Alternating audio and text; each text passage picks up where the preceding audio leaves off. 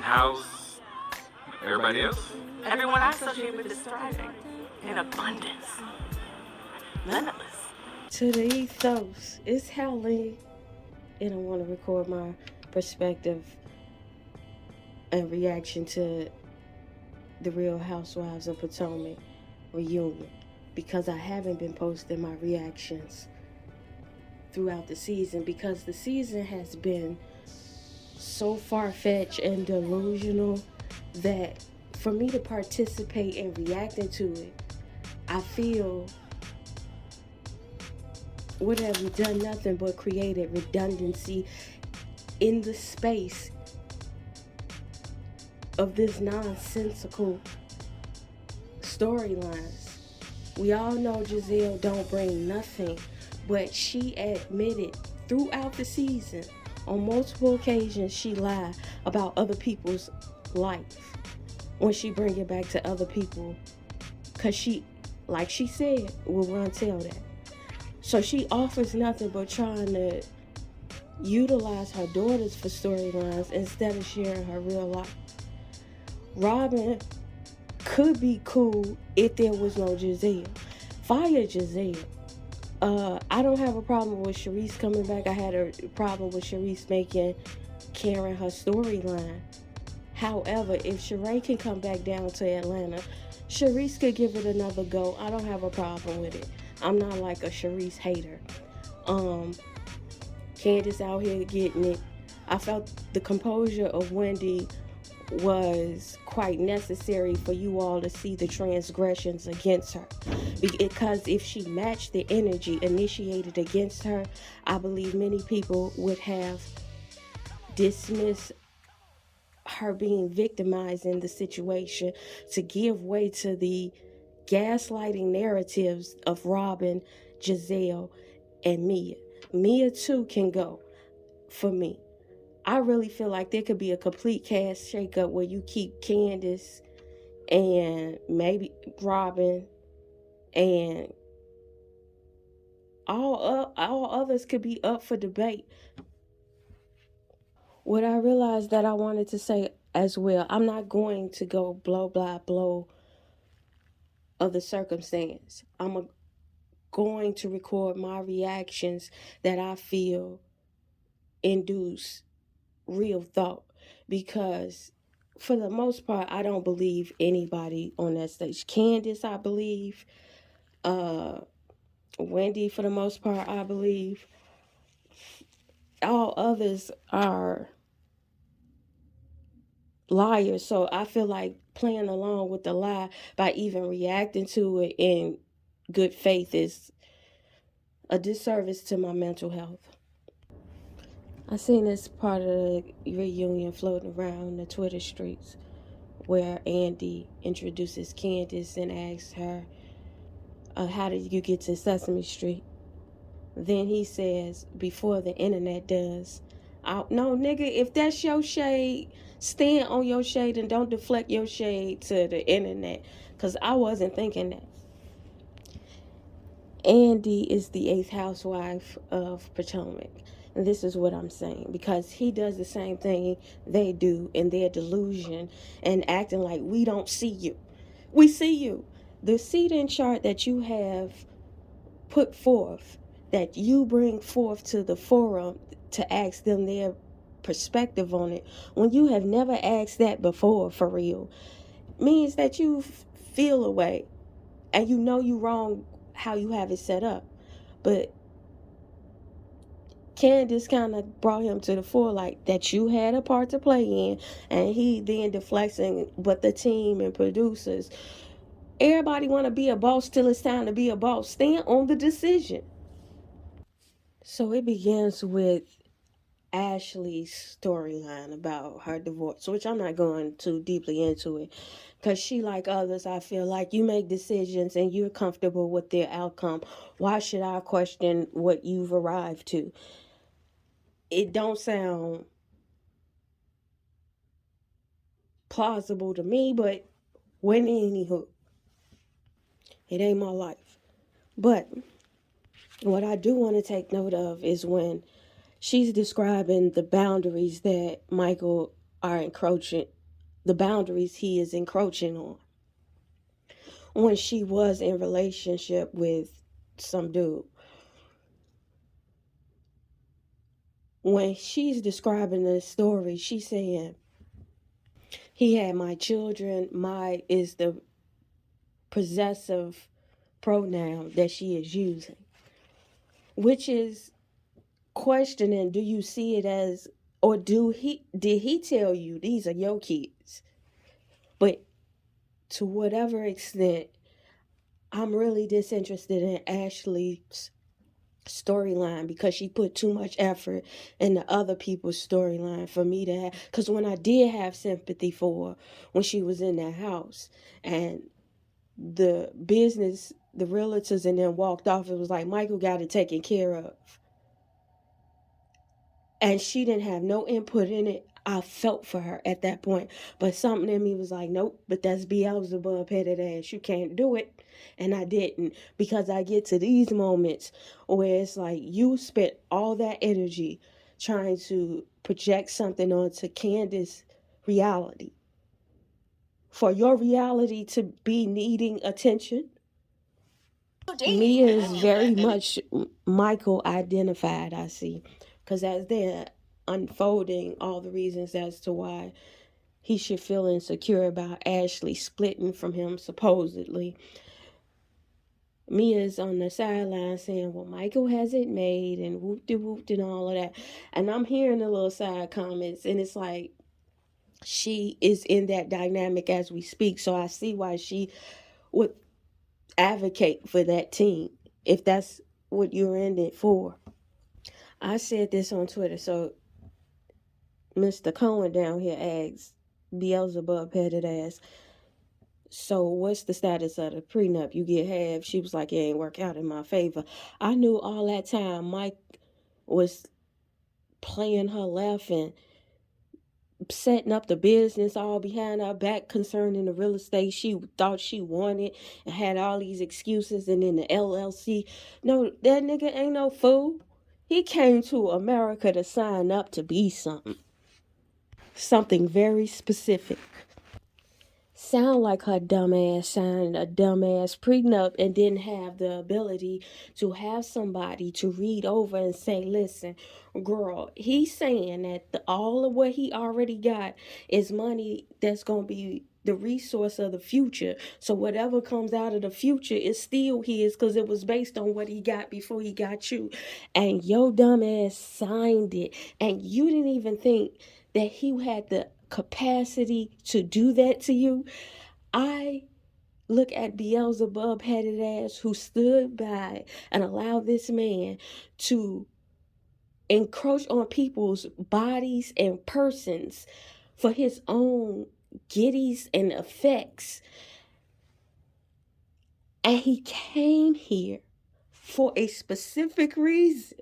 And you married that and accomplished it. And now you're in the end where he does it to you. Now you feel like it didn't work out in your favor. No, you're an idiot. And he picked a good one.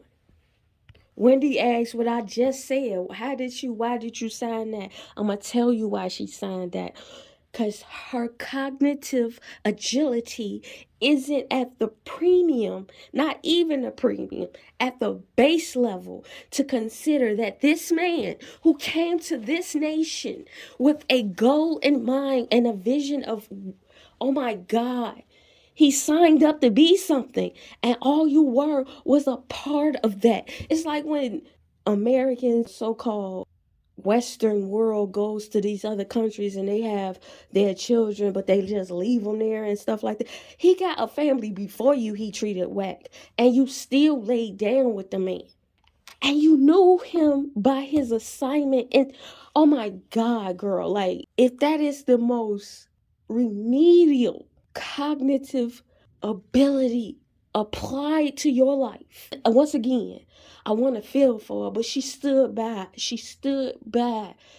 And I don't know if she was willing to tell the real story of why she stood by, maybe I'll be more empathetic. But because she walls it up like, oh, I just loved him and this, no, nigga, you played the game and you got bit too.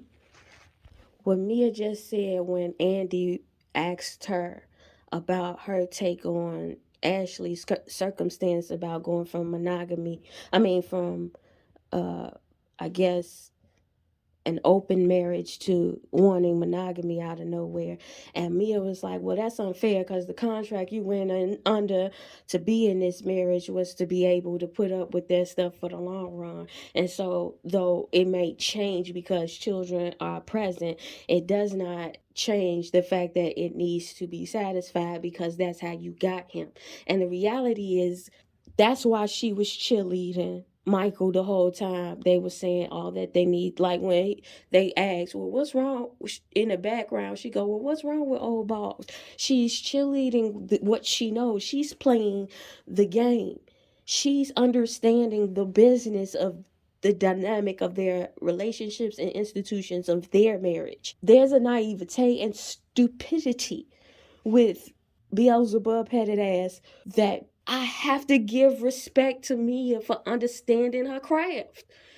If you gonna play the game, at least be knowledgeable of the game. The fact that you signed a document that said that in it about you couldn't get spousal support or this, that, and the third, the way you threw your tantrum, it might be that you can't even afford the attorney that it would require to really look into what you signed to then reverse it. It's not ironclad, but because of the means, you got playing the game and you feel like a real nigga right now. And you should. They asked her, a fan, or maybe Andy, whichever, asked Beelzebub had it as you a few seasons back said that Candace was out here the least accomplished while she's out here flourishing in a new career. You can't even pay for your own shelter. So where we with it now? So Candace is bringing us all up to speed with the dynamics that used to transpire when she first arrived on the scene. Everybody utilized the fact that her family made a way for her to live in this world before she even arrived into this world. And she just might be a trust fund baby. And for that, y'all belittled her. But now we're in this time, this moment.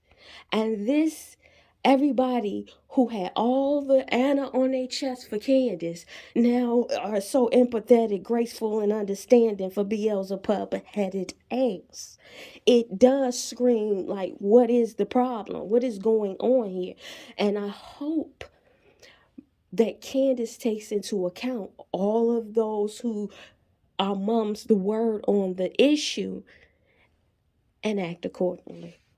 So as Candace draws parallel to the dynamic of where Ashley stands in life today and how she stood in life in yesteryears as boasting from her chest all of what her man afforded her in this real life, she then shows that you incessantly, to Beelzebub headed ass, she incessantly talked about her having generational wealth and a family who afforded her a lifestyle. And the new cornerstone of the argument for Beelzebub headed ass is it's in her name.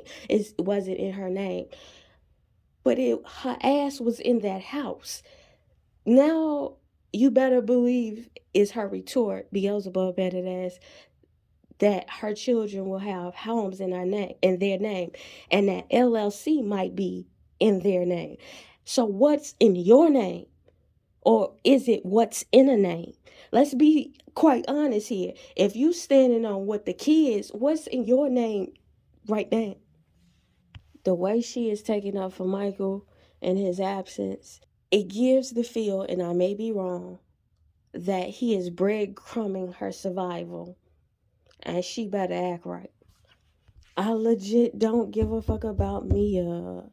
This is the part that is interesting, that you perceive that her husband is an opportunist by taking video of her getting wheeled in the hospital But you don't see the fact that you speculate to the extreme on a public platform, giving your amount of followers, that you had an extreme element or could have an extreme element as also the same vein of opportunism. It's the same thing. I love the snickering and the laughter from Candace and Wendy.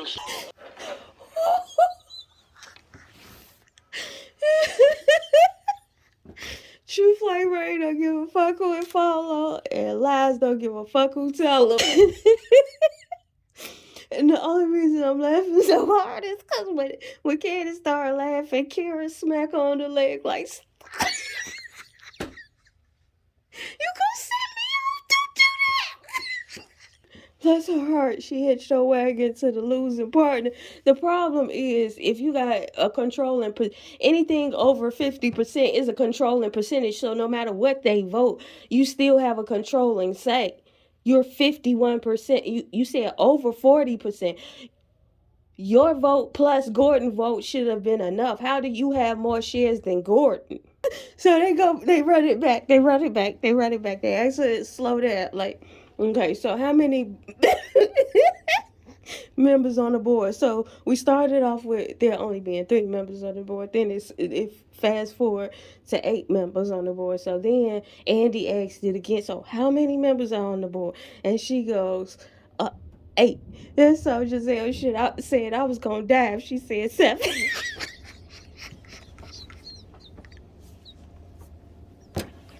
You get one laugh from me, Giselle. So Mia don't want to be laughed at because she keep lying. But girl, you keep providing the material. To your face, Mia, Giselle said that it has been implied that your people are embezzling, and all you got to say is, why would I put that out there in public? Why would my company go public like that? First off, did you mean like public in like Bravo land, or public like down to the NASDAQ public? Either way, it's happened before in both regards. I just don't understand why it wasn't much more pushback to that sentiment. I thought Beelzebub headed ass was not the most cognitively agile woman on the stage, but they are in a competition for idiocracy if I ever seen it. Mia, bless your heart. So, anywho, this dress is beating Mia up all night. And I guess that's a sign of she ain't got the coin she had the season before. They asked Giselle what you think about her opening since you so closed off. Said, I think it's smart because she getting ahead of her own story. And the reason I stopped it there to say something is, why are y'all asking Giselle anything? Especially if the preface to even asking her this is that she doesn't do this. When are y'all gonna ask her about her? Because at this point, her storyline is making up shit about other people.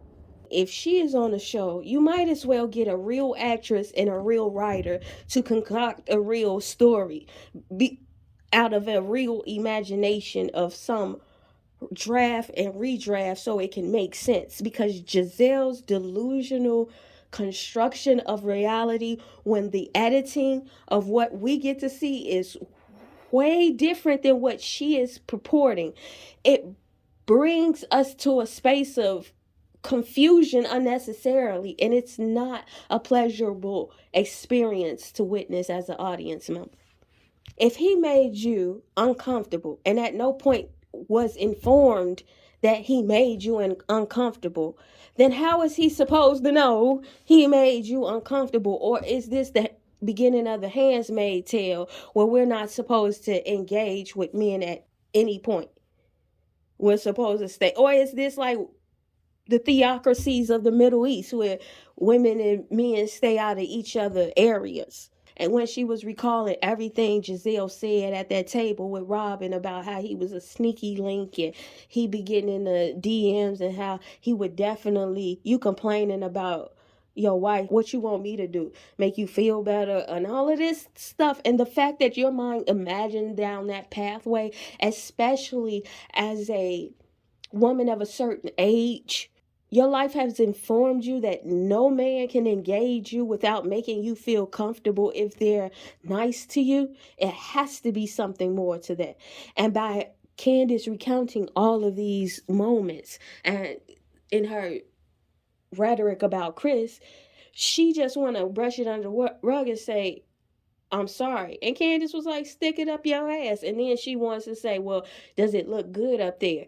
It's that Mia stuff. It's the corny and lameness of it. It's a class of lame women on TV that get away with being lame, slew-footed mentally, and lacking substance because they look away.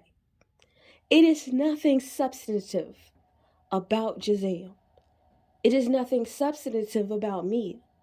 But this is allowed to be on television. They are both, especially Mia, she is broke. So why is she on here purporting luxury? And her luxury was a facade to begin with. So why was she even accepted into the fold of a television show that is supposed to be geared around luxurious housewives? What did she offer? What does Giselle offer? But lies, and even Beelzebub headed ass said, yeah, she just puts some sauce on it sometimes.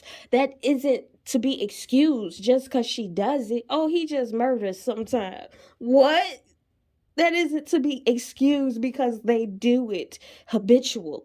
Andy is saying what I said about the Handmaid's Tale, but he likened it to the Victorian era.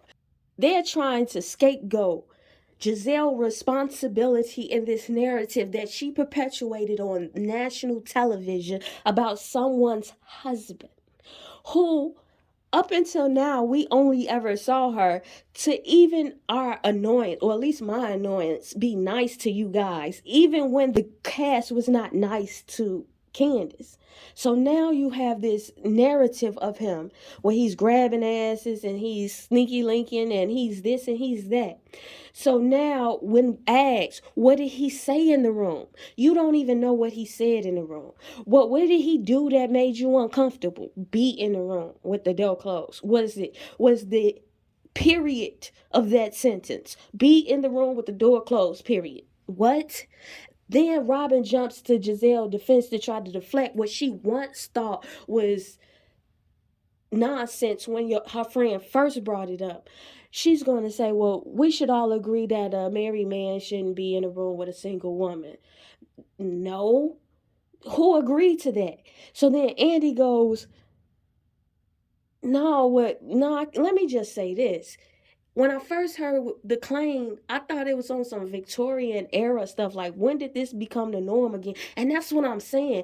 Y'all are relinquishing y'all rights to humanity by creating these narratives like we can't be in the presence of other civilized human beings who have goodwill and good intentions towards one another, no matter the gender. And you never let him know to see if he can negate your uncomfortability. You just stood in your uncomfortability. What was you profiting from that if you were so uncomfortable? What dominion did he have under you? Were you afraid that he was going to do something? And what leads you to think that he was going to do something? Or you're just allowed to make up these make-believe narratives of what woulda, coulda, shoulda happened or didn't happen in the moment. And everybody has to bow to your imagination of these events. We can't stay on the same page if that's the case. MVP for me. So she brings it to the fore. Candace basically says she does it because it attacks everybody's man and husband. Because that's what she does. She wants to damage people's reputation. And then Giselle was like, no, everybody wants to put it, but we all talk. And Candace was like, no, don't all lives matter this. You are who we're talking to. It's not a mob accountability act. It's an individual, here's your day at court. So what you have to say for yourself. Don't throw other evidence about other people that has no regard for what you did that we're discussing. You come for people's marriage and don't have nothing to show for your own life on this show. Only thing that is carrying you is Robin's obsession to be your lapdog and perpetuate your lies with you, and your daughters being able to drag you for filth in a way I would hoped that grown women would do you. So Wendy back up with her counsel as well. She's co-counsel with Candace. So she says, no, let me also add that we would take you for your word if your word was solid, but we see a pattern of your behavior when the cameras come around as when shit go down with you. And so your word ain't solid because your actions ain't never been. Giselle's a liar and getting caught in another lie. Candace said, you wait to television to attack and malign everybody else's family for your storyline while your dwindling uterus was waiting for you to put it on TV. But you had every time in the world for me. And Mia, to me, a point was like, that's something she was experiencing too, but I didn't care about it. But to that point, if you would have put it out there, Mia too, and you could have shared in a storyline, because y'all obviously needed to throw some other people under the bus for a life storyline. So yes, I'm with Candace all the way, and that was not a low blow or a no go. She did have her uterus to put on the TV, and she did pick and choose when she did want to confront that topic or broach that topic, and it was only but once. No, it was twice. The one time she said something was happening, and the second time when she told the girls, and both times it was nonsensical and like dismiss on her regard, but she have all this energy to inform Candace, who she don't really fuck with, that her family is falling apart. Listen, she already looked like a patient by the ankles. I'm gonna need you to drag her about and work her way all the way up, because this character to me is emblematic of all those characters, even on this show, like that make up this false reality and expect everybody else to adhere to it and the rules of what they done in their make-believe. And then when that's not the case, then all of a sudden now you're the bad guy because you didn't bend to their make-believe. To the ethos, tell the future I said so.